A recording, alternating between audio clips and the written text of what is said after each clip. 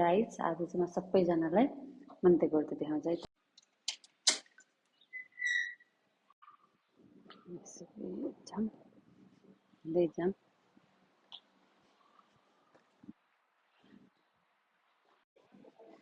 अब सुरु हुन्छ। म चाहिँ यसलाई के पनि नगरिकन झलक्क देखाउँछु हैन।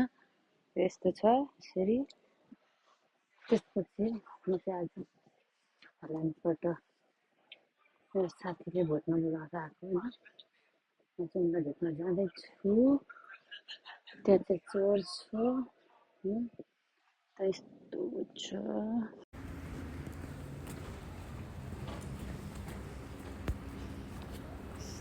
यहाँ चाहिँ एकदमै धेरै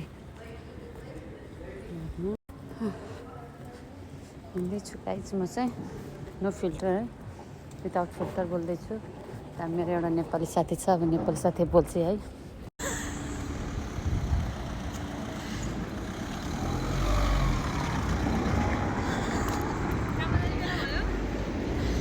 के छ? म काममा होइन, यहाँ भेट्न आएको।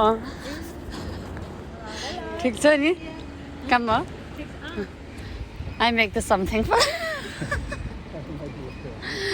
you okay? How are you? Good. You're looking great. You're nice nails. Thank you. What did you do with them? Hi. Come on.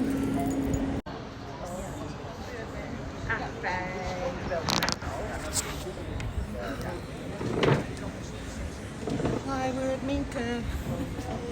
Tummies. So, Bye.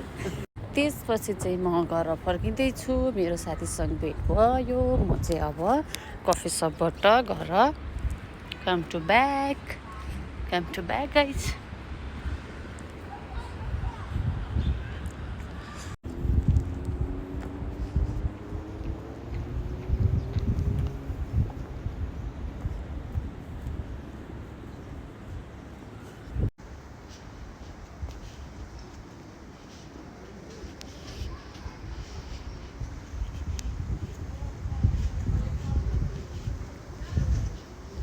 घर जाने बाटो, तर म अहिले घर जान्न किनभने म डुल्न हिँड्दैछु भिडियो बनाउनको लागि।